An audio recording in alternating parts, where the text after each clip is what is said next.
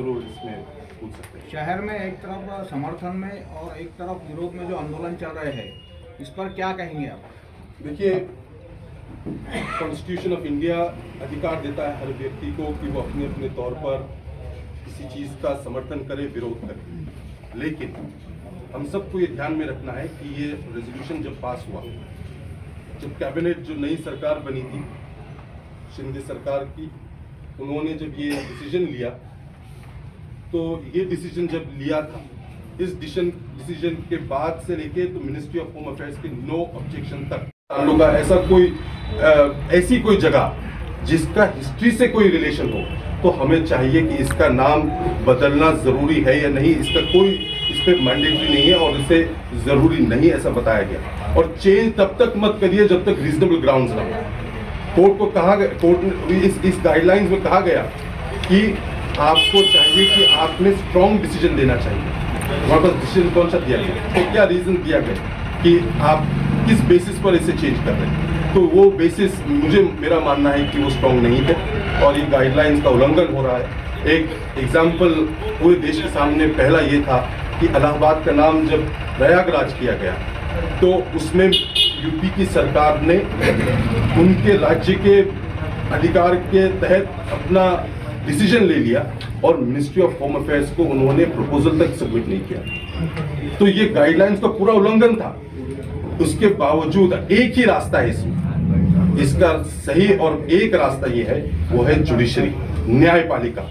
जो कि हमारे इस देश का संविधान, हमारे देश की लोकशाही का स्तंभ, और इस मजबूत स्तंभ को हम सबको इस पर भरोसा रखना चाहिए। और मुझे उम्मीद है कि न्यायपालिका इसमें जरूर हस्तक्षेप करेगी, क्योंकि हाल ही का जो जजमेंट आया है, हाल ही का जो ऑर्डर आया है इस विषय को लेकर अश्विनी उपाध्याय के केस में, तो कोर्ट का व्यू क्लियर था कि हम कब तक इन बातों पर लड़ेंगे। देश को हम इन चीज़ों में बिजी नहीं रख सकते। मैं बैरिस्टर उमर कमाल फारूकी आज आप सभी पत्रकार साथियों का आज की इस प्रेस वार्ता में स्वागत करता हूं और आप सबका आभार व्यक्त करता हूं कि आप लोग यहां पर अपना समय निकालकर इस प्रेस वार्ता में शामिल हुए। जैसा कि हम सब जानते हैं कि देश में, महाराष्ट्र में और शहर में जो परिस्थिति है, खास तौर से नामांतर के इशू को लेकर, जो कि हाल ही में महाराष्ट्र सरकार की ओर से एक रेजोल्यूशन पास हुआ, जिसमें शहर औरंगाबाद का, उस्मानाबाद का नाम चेंज किया गया, बदला गया। और इस नामांतर को हम देख रहे हैं कि पूरे शहर में, जिले में और राज्य में इसके बारे में एक विविध राय पैदा हो रही है। लोगों में एक असंतोष का माहौल है और साथों साथ लोगों का इस पर अलग अलग राय बन रही है। ये हालात जो सब बन रहे थे, हम देखते हैं कि हाई कोर्ट में इस डिसीजन को चैलेंज किया गया। जब ये डिसीजन चैलेंज किया गया हाई कोर्ट में, हाल ही में जब इस डेट पर जस्टिस गंगापुरवाला के पास जो डिवीजन बेंच है, उनके पास इस पर स्टे की मांग नहीं की गई, लेकिन कोर्ट ने इसे 27 तारीख को आगे बढ़ाकर जो पिटिशंस है उसको अमेंडमेंट करने का ऑर्डर दिया। मैं यहाँ पर सभी पत्रकार साथियों को इस प्रेस वार्ता के माध्यम से बताना चाहूंगा कि मैंने सुप्रीम कोर्ट के honourable chief justice DY Chandrachud साहब को एक एप्लीकेशन किया हूं। ये एक ऐसा एप्लीकेशन है जो कि ऑनरेबल जस्टिस को मैं कह रहा हूं कि आप सुमोटो एप्लीकेशन के जरिए एक सुमोटो कॉग्निजेंस लीजिए कि न सिर्फ शहर औरंगाबाद का, उस्मानाबाद का, बल्कि पूरे देश में नामांतर की पॉलिसी को रिव्यू करना चाहिए। ये नामांतर की पॉलिसी, ये पॉलिसी के जरिए कम्युनल हार्मनीज, हमारा जो सामाजिक सलोखा है, इसे चैलेंज हो रहा है। सामाजिक जातीय तेड़ निर्माण हो रही है और ये सब जब होता है तो मैं समझता हूँ हमारे देश के संविधान के जो सिद्धांत है, मूल सिद्धांत, और जिस संविधान को बाबा साहब अम्बेडकर ने हमें दिया, कि इक्वालिटी बिफोर लॉ आर्टिकल 14 को धक्का लगने का काम होगा। आज इस पत्र के माध्यम से, इस एप्लीकेशन के माध्यम से मैंने honourable chief justice D Y Chandrachud साहब से अपील किया हूं कि वो इसमें सुमोटो इंटरवेंशन करें और न कि सिर्फ औरंगाबाद और उस्मानाबाद के इशू को लेकर बल्कि पूरे देश में नेम चेंज नामांतर पॉलिसी को रिव्यू कर उसकी जो गाइडलाइंस है उन गाइडलाइंस को फिर से रिकॉल करें और स्ट्रिंजेंट स्ट्रिक्ट गाइडलाइंस बनाई जाए। मैंने अपने इस एप्लीकेशन में 6 ग्राउंड्स के बेसिस पर मैंने माननीय सर्वोच्च न्यायालय के न्यायाधीश को अपील किया हूं, सर न्यायाधीश जी को, कि आप इसमें इंटरवेंशन, जो सामाजिक सलोखा है देश का, हिंदू मुस्लिम दलित सिख ईसाई, ये सारे समाज के लोग जो मोहब्बत और प्रेम के साथ आज तक जीते आए हैं, इस सामाजिक सलोखा बचाने के लिए आज चीफ जस्टिस डीवाई चंद्रचूड़ साहब और सुप्रीम कोर्ट अगर इंटरफियर करता है तो मैं समझता हूं कि देश में सामाजिक सलोखा और कॉन्स्टिट्यूशन बच जाएगा। हम देख रहे हैं कि जो मैंने हालात हम देख रहे हैं, इन हालात को देखते हुए मैंने एक जो दूसरा मुद्दा इसमें लिया है वो ये है कि लोकल लोगों की जो राय थी इसे कंसीडर नहीं किया गया। यहाँ पर औरंगाबाद में, उस्मानाबाद में और जहां कहीं भी नामांतर हो रहा है, इसमें जो guidelines ministry of home affairs ने 1953 और जिसे अमेंडमेंट 2005 में किया गया, इन गाइडलाइंस का फॉलो कितना हुआ है, इसी कितनी अमल बचावनी हुई है, ये देखने की आवश्यकता है। क्योंकि हम देखते हैं कि जो 5 guidelines ministry of home affairs की है, मेरा पर्सनल ओपिनियन है, जो लीगल ओपिनियन मेरा बनता है कि ये 5 गाइडलाइंस में से 4 गाइडलाइंस फॉलो नहीं की गई। महाराष्ट्र सरकार ने जो 2 मेन गाइडलाइंस थी इसमें, गाइडलाइन नंबर 2 और गाइडलाइन नंबर 5 और 4, ये कहती है कि आपको जो हिस्टोरिकल जो सिटीज हैं उनके नाम बदलने की आवश्यकता नहीं है। जो हिस्ट्री से रिलेटेड, और हमारे शहर का भी नाता हिस्ट्री से रिलेटेड, ये गाइडलाइंस जब आपके सामने है, इन गाइडलाइंस को हमको ध्यान में रखते हुए एक गाइडलाइन ये कहती है कि स्ट्रॉन्ग रीजनेबल ग्राउंड्स होना चाहिए। आपको ये बताना चाहिए सरकार को कि सरकार ने क्या इसमें स्ट्रॉन्ग रीजनेबल ग्राउंड्स जो थे, जो सही जो कारण था इसका बदलाव का, ये क्या था। ये हम देख रहे हैं कि जो मुझे मालूमात मिली है कि सरकार ने इसका रीजन ये दिया है, हो सकता है मेरी मालूमात में शायद कोई इजाफा कर दे, लेकिन जो मुझे बताया गया है कि ये है कि किसी एक नेता की इच्छा थी कि इस शहर का नाम बदला जाना चाहिए। तो क्या ये लीगली सस्टेनेबल है, ये सवाल आज न्यायपालिका के सामने होगा। हम जानते हैं कि मैटर सब जुडिस है, मैं इस पर ज्यादा मेरिट्स पर टिप्पणी नहीं करूंगा, लेकिन इतना जरूर कहूंगा कि आज के हालात में मिनिस्ट्री ऑफ होम अफेयर्स की गाइडलाइंस को सरकार ने पूरी तरीके से फॉलो नहीं किया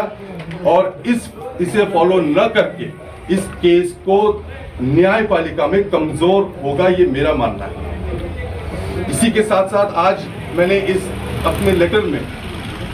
ये जो लेटर है ये आपको अभी हमारे सभी साथी दे देंगे। इन लेटर में मैंने ये कहा हूं कि महाराष्ट्र स्टेट गवर्नमेंट ने जो ये निर्णय लिया, इसी के साथ साथ अश्विनी उपाध्याय जी ने इस विषय को लेकर माननीय सर्वोच्च न्यायालय के पास हो गए और माननीय सर्वोच्च न्यायालय ने अपना जो डिसीजन, उसमें ऑबिटर डिक्टा जो उन्होंने ओरल ऑब्जर्वेशन दिया, उन्होंने साफ तौर पर कहा कि we cannot be prisoners of the past. हम भूतकाल के कैदी नहीं रह सकते। आज देश को जरूरत है कि हम आगे बढ़ें। हमारे पास देश में इतिहास अलग अलग रहा है, किसी को ये इतिहास सही लगता है, किसी को गलत लगता है, किसी को अच्छा लगता है, बुरा लगता है, लेकिन it is part of our history. ये सुप्रीम कोर्ट का ऑब्जर्वेशन है और इसी को देखते हुए माननीय सर्वोच्च न्यायालय ने, हमारे जस्टिस जो जोसेफ साहब थे सर्वोच्च न्यायालय के, उन्होंने कहा कि आप कंट्री को कब तक बॉयल रखेंगे, कब तक गर्म रखेंगे, कब तक इन हालात के बेसिस पर आप माहौल को खराब होने देंगे? क्या हमारे पास और दूसरे मुद्दे नहीं है? क्या शिक्षा, बेरोजगारी, विकास का मुद्दा नहीं है देश के सामने कि आज नामांतर के इश्यू को बढ़ाया जा रहा है और उस पर राजनीति हो रही है? तो ये सारे इश्यूज को लेकर और इस ऑर्डर को, इस ऑब्जर्वेशन को बेस बनाकर मैंने अपने इस एप्लीकेशन में माननीय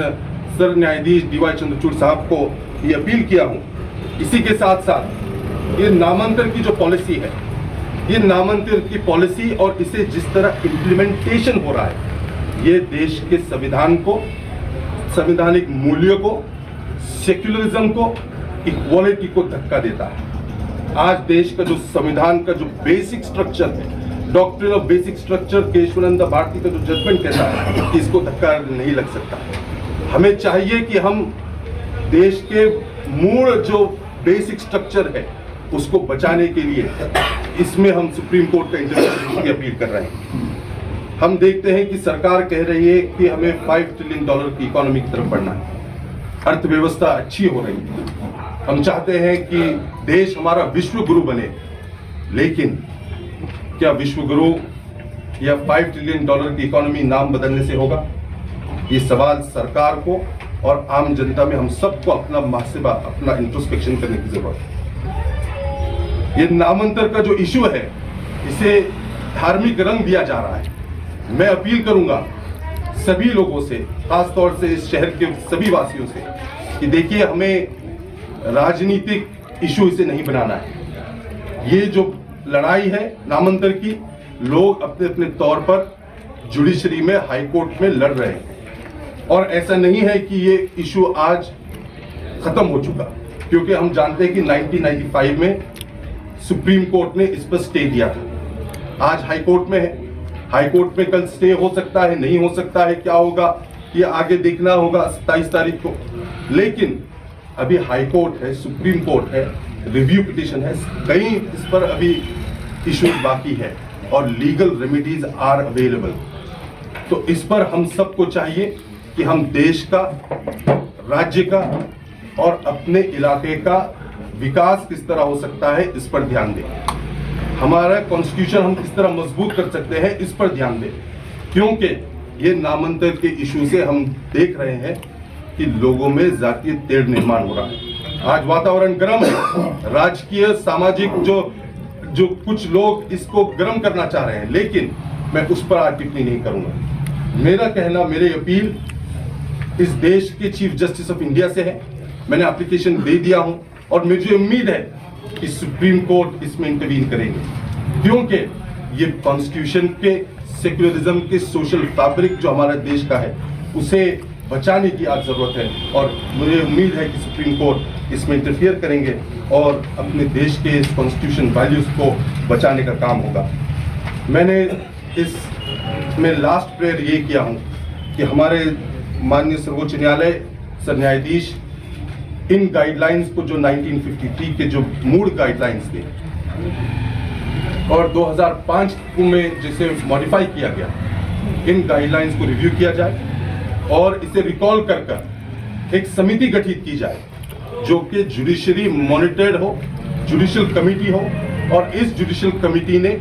जितने नामांतर अभी हुए हैं और हो रहे हैं इस पर, इसका बेसिक क्या ऑब्जेक्टिव रहा है इस पर सोचने की, विचार करने की जरूरत है। क्योंकि जो ये नामांतर हुआ था, नामांतर की जो गाइडलाइंस है मिनिस्ट्री ऑफ होम अफेयर्स की, मैं बार बार इस पर एम्फसाइज कर रहा हूँ, इसका इंटेंशन ये था कि हम देश में कम्युनल हार्मनी हो, इसमें कहीं पर भी डिसरप्शन ना हो, लेकिन उसका उल्टा हो रहा है।